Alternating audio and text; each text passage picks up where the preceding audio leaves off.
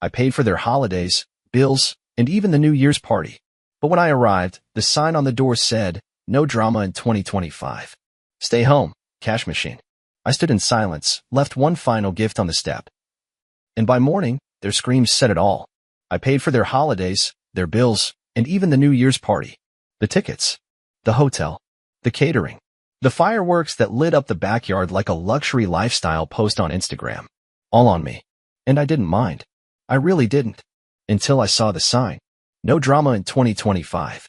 Stay home, cash machine. The wind nearly knocked the champagne bottle out of my hand as I stood on their front porch, reading those words for the third time. I wanted to believe it was a prank. Some dumb joke. But the glitter pin told a different story. Pink. Childish. Too careful to be careless. Ellie's handwriting, maybe. But not Ellie's idea. It wasn't meant to be funny. It was meant to cut. Seriously. I muttered under my breath. They couldn't even say it to my face. I looked down at the silver-wrapped box in my other hand, a gift for Ellie. The science kit she'd wanted for months. Ordered in November, paid extra to make sure it arrived on time. Now it felt like a brick of regret. I crouched down, placed it gently on the step, and just stood there. Still. Listening. From inside, warmth spilled through the curtains like golden syrup. I could hear them. "Where's the extra champagne?" Mandy's voice, sharp and entitled. "Check the kitchen," Mom replied, bright and fake. He probably forgot it again. Laughter. Then my brother. But he's sulking. Can't wait for another guilt speech. More laughter. Someone snorted. That one hurt. More than I wanted to admit. I didn't knock. Didn't ring the bell. Didn't even text. I just stood there with my overnight bag, champagne still in my hand, and the full weight of a family that never really saw me, only what I could give. They didn't know I was outside. Or worse, they did. And that was the point. So I turned, walked to my car, sat down, stared at the steering wheel like it could explain what just happened. I drove home in silence. No music. No messages. No more pretending. I left the champagne unopened on the counter. Turned off my phone. Slept for 12 hours straight, like my body finally understood I was done. And then the morning came. So did the screams. "Where did you get that? You've lost your mind. You're so cruel. I hope you're happy now." The group chat lit up like a wildfire. Walls of texts. Blame. Panic. Rage. Calls from Mom. Missed calls from Dad. A voicemail from Mandy, crying and furious, her voice cracking like she couldn't decide whether to beg or scream. I hadn't said a word. Hadn't posted a thing. Hadn't even answered the phone. All I did was stop playing the role they wrote for me. Just once. And apparently that was enough. To burn their perfect little fantasy down to the ground. It didn't start with the party. It started years ago. Quietly. Like a leak in the ceiling you don't notice until the whole roof caves in. At first, it was just small things. "Hey, can you cover Mandy's electric bill this month? She's a little tight after Christmas. Jacob's car broke down again. Maybe you could help with repairs? Ellie really wants to go to that STEM camp, and you know how important that is." And me? I said yes. Every single time. Not because I had money to burn, no. I worked a decent job, saved where I could. One vacation a year, if that. But I figured that's what you do for family, right? Until it became expected. I'd walk into the room, and their eyes would light up, not with love. With calculation. They stopped asking if I could help. They just told me how much they needed. My sister Mandy was the worst. She used to say it with this fake little laugh, like she was joking. "We should just put you on payroll, honestly. Family accountant extraordinaire." I'd laugh back. Force it. Nod. Play along. But inside, something cracked every time. Because no one ever said thank you. Not once. Not when I paid the deposit for Jacob and Kelly's anniversary trip, the one they posted about nonstop but never tagged me in. Not when I sent money so Mom could finally get her stupid kitchen remodel, the same kitchen I wasn't allowed to cook in because I used too many spices. And definitely not when I footed the bill for New Year's Eve. Mandy wanted fireworks. Jacob wanted steak. My parents wanted string lights and a jazz band. It was over budget in the first hour. I paid. Again. "You don't have kids, so it's fine," Mandy said one night, sipping Prosecco I bought. "You probably save a ton." "Yeah," Jacob chimed in, chuckling. "You should thank us. We give your money a purpose." He thought that was funny. I laughed too, tight-lipped, staring down into my drink like it might tell me what I was still doing there. But the real slap came later that same night. They didn't know I heard them.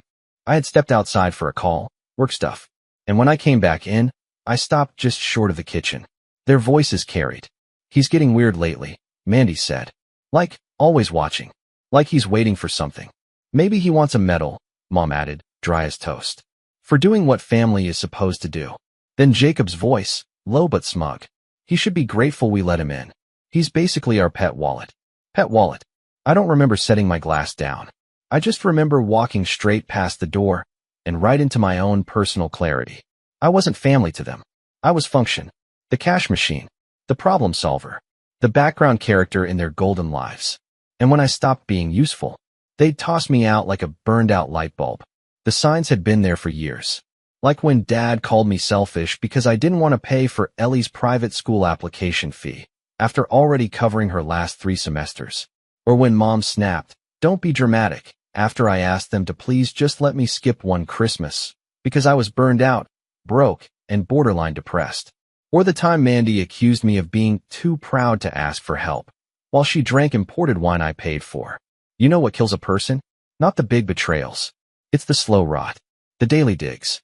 The 1,000 tiny ways they let you know you're not one of us. But you're useful. So stay. And I stayed. Until that stupid glitter sign. Until they labeled me like a department store gift card. No drama in 2025. Stay home, cash machine. That was the moment something snapped. Not a scream. Not a scene. Just silence. A silence that came after years of screaming on the inside. Because I wasn't just angry. I was done. And they didn't see it coming. 2 days after the sign incident, I got the first call. Mandy. I let it ring out. Then another. Jacob. Then Mom. Dad. Then a new number. Ellie's school. I didn't answer a single one. By evening, my phone looked like it had survived a hurricane of desperation. Missed calls. Voicemails. Messages with phrases like, "Emergency. We need to talk now. It's not what you think. Ellie's in trouble." I almost replied. Almost. But then I remembered the sound of their laughter. The clink of glasses. The way Jacob said pet wallet, like it was a family inside joke. So I did nothing. That night, I opened a bottle of red, put on my favorite record, and sank into silence like it was holy. But I knew it wasn't over. Not even close. The real bomb dropped the next morning. Mom showed up, uninvited, in her robe and slippers, hair wild, eyes frantic. "You have to come," she said, barging into my apartment without waiting for a yes. "Mandy's total out. Ellie, she's crying. Jacob's threatening to call the police." I blinked. "What? They think you hacked them." I stood up. "What are you talking about?" She shoved her phone in my face. It was open to a Facebook post. From Mandy. Public. Feeling so violated. Someone leaked our private group chat. Screenshots. Even voice clips. "If you see anything, please report it. This is a family matter." Beneath it, hundreds of comments. And there it was. A full dump. Every single message from our family's group chat. Them joking about me. Mocking me. Calling me pathetic. Calling Ellie his only investment, like she was a stock they were trading in my name. There was even audio. Jacob, mid-laugh. "If he ever grows a backbone, we're screwed." My stomach dropped. "I didn't post this," I said. "I know," Mom whispered, suddenly pale. "But someone did. And now everything's on fire." I didn't know whether to laugh or be terrified. "Why would I post this?" I asked. "I've been silent. You people made a sign telling me to stay away." Mom finally broke. Tears welled up. "Please, just come. They're falling apart." Something in me, the part that had always said yes, stirred. But something stronger stayed firm. "No," I said. "I'm done saving people who drown me to stay afloat." She stared like I'd slapped her. Then she played her last card. "It's Ellie," she whispered. "She won't talk to anyone. Not even Mandy." I froze. Why? And then, the twist. The one I didn't see coming. Because she's the one who leaked everything. I swear the room tilted. "What?" "She overheard them mocking you," Mom said quietly. "She saw the messages. She recorded Jacob on Christmas Eve. She sent it all to your email. The one you haven't checked." I was already pulling out my phone. Logging in. There it was. Subject line, "I'm sorry. They don't deserve you. Love E." Sent at 2:43 a.m. With every file attached. I sat down hard. All this time, I thought Ellie saw me the way they did. Like a bank account with legs. Turns out, she saw everything. And she lit the match. That night, I showed up. Not for them. For her. The house was chaos. Mandy pacing, Jacob screaming into the phone, Dad red-faced in the corner. Ellie sat curled on the stairs, hugging her knees. When she saw me, she ran. Not away toward me. Full force. I'm sorry, she whispered into my chest. I just wanted them to stop. I held her tighter than I'd held anyone in years. Behind her, Mandy's voice sliced through the room. You think this is funny? You think exposing us online was noble? I turned slowly. Calm. I didn't leak it, I said. Your daughter did. That shut everyone up. Maybe, I added, you should ask yourselves why she felt like she had to. Dad opened his mouth, but for once, no words came out. Jacob glared at me. You're still not off the hook. We needed you. You disappeared. No, I said. I finally showed up. For myself. I turned to Ellie. Come on. Let's go somewhere quiet. Mandy actually lunged forward. You don't get to just take her. I'm not taking her, I said. I'm listening to her. Something none of you have done for a very long time. Ellie slipped her hand into mine. And just like that, I walked out. With her. 3 days. That's how long they stayed silent after I walked out of that house with Ellie. 3 days, and not a single call. Not a text. Not a sorry. Not from Mandy. Not from Jacob. Not from my parents. 3 days of nothing. But the internet? The internet didn't stay quiet. The screenshots of the group chat exploded. People made memes. Reaction videos. TikToks. Someone posted the audio of Jacob calling me a pet wallet over a clip of a Monopoly game catching fire. Hashtag cash machine uncle. Hashtag no drama but lots of receipts. Hashtag glitter sign of shame. I got messages from total strangers. Some thanking me. Others sharing their own stories of being used by family. And in nearly every message, one word kept showing up. Hero. But I didn't feel like one. I wasn't trying to be righteous. I just didn't want to be their ATM anymore. And on the 4th day, I did something they never saw coming. Public. Declaration. Of. Truth. I opened Facebook for the first time in years. The same Facebook Mandy had used to show off every luxury I had paid for beach vacations, boutique restaurants, her just because shopping hauls. I wrote a post. Calm. Simple. But it hit like a sledgehammer. Since things have gone public, I'll keep it public. For years, I paid for the vacations, bills, rent, schooling, gifts, champagne, and no drama parties. I was told it was family. I now know it was just manipulation with glitter pins. So let me be clear. I'm done. No more money.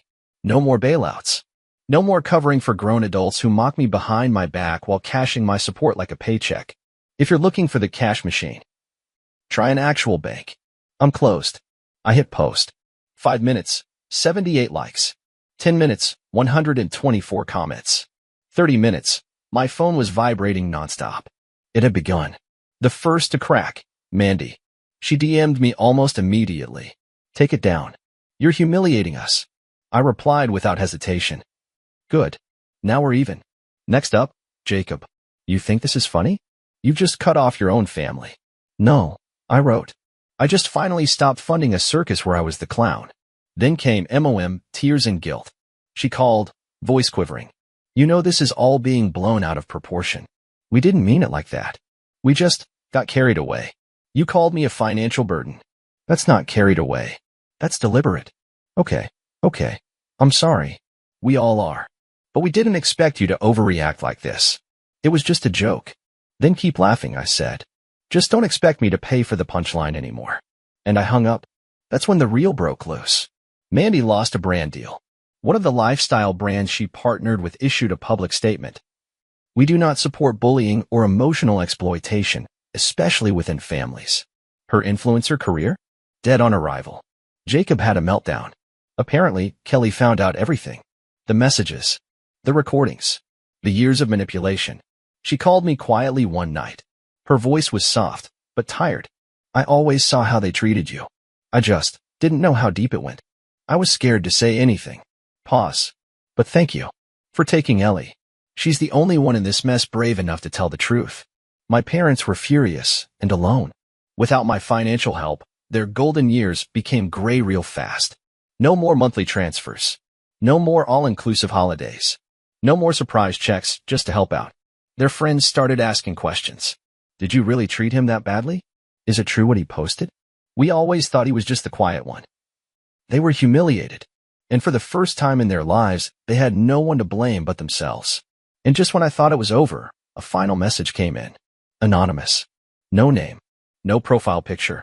but I knew exactly who it was. You can destroy everything, but don't think we'll forget. I smiled. I don't want you to forget. I want you to remember. Every time the bills stack up. Every time you wonder where the money went. Every time you pick up your phone hoping for a bailout. I want you to remember. That was the last check. The last favor. And the last year you lived off me. No fireworks. No victory parade. Just peace. I made a cup of tea. Put on a quiet playlist. Sat back and closed my eyes. And for the first time in years, the silence didn't feel like loneliness. It felt like freedom. I used to think silence meant failure. Like if no one called, if no one needed me, if no one begged for a favor, it meant I had no value. I confused being wanted with being used.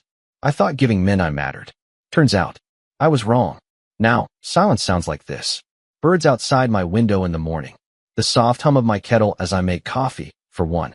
A phone that doesn't scream for help, money, or guilt. Peace isn't loud. It's not dramatic. It doesn't demand a standing ovation. Peace is waking up and realizing you don't owe anyone anything just because you're breathing. It's been a month since the fallout. Since I posted the words that set the entire rotten structure on fire. Since Mandy lost her little influencer empire. Since Jacob lost control of the narrative. Since my parents were forced to face retirement without my money cushioning their lies. And me? I moved. Small place. 1 bedroom. Clean walls. No photos of forced family dinners. No glitter signs taped to doors. No shadows breathing down my neck. For the first time in over a decade, I have my own space that doesn't feel like a waiting room for someone else's emergencies. I started doing the little things again. Cooking just for myself. Buying a plant I knew I'd actually water. Rewatching old shows I never finished because someone needed me that night. Going to bed when I wanted. Waking up with no one to impress. I started journaling again. Going on long walks without checking my phone every 5 minutes. Waiting for a crisis I'd be guilted into solving. I even took a weekend trip. Alone. No planning for 5 people. No stretching my wallet to make it look like I wasn't the only one paying. Just me. A backpack. And silence that finally felt like mine. And then came the letter. Real paper. Envelope. Stamps. Like it was 2003. I didn't recognize the handwriting at first. But when I opened it, I froze. Ellie. Uncle A. I don't know how to start this, so I'll just say thank you. Thank you for being the only one who ever asked me how I felt, and actually listened. I heard what they said about you. I saw how they treated you. I didn't understand it at first. I just knew it felt wrong. But when you walked out, when you took me with you, that was the first time I realized I wasn't crazy for thinking our family was broken. You were the only person who didn't want anything from me. Not grades. Not appearances. Not to make them look good. Just me. As I am. I want you to know I'm in therapy now. I asked Mom if I could go. She said no, of course. Said we don't need outsiders. So I talked to my school counselor instead. She helped me write this. I'm still scared sometimes. But I'm learning that I don't have to stay in places that hurt. I want to live differently. Because of you. Love, Ellie. I read it 3 times. Then a 4th. And the 4th time, I cried. Not from pain. Not from betrayal. But from something I hadn't felt in a long, long time. Being seen. Not as a utility. Not as an extension of someone else's failure. Not as a walking wallet in a button-down shirt. But as a man. A protector. A human being who deserved better and finally chose it. I framed the letter. It hangs by my front door. Not to brag. Not to remember the pain. But to remind myself of the power of walking away and what it inspires in others. Ellie saw the fire. But she also saw what survived it. I still get messages. Distant cousins. Old family friends. Even my old math teacher. Did all that really happen? I always wondered why you were so quiet. I just wanted to say you were brave. And I'll be honest, sometimes I feel angry. Angry that no one saw before. Angry that I had to explode to be heard. But then I remember, they weren't supposed to hear me. Not really. I wasn't yelling for them. I was yelling for me. Some nights, I hear their voices in my head.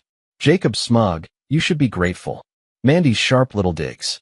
Mom's sighs, loaded with guilt. Dad's cold stares when I dared to say I was tired. Ghosts. Just ghosts now. And ghosts don't pay rent. Let me be clear, in case they're still watching.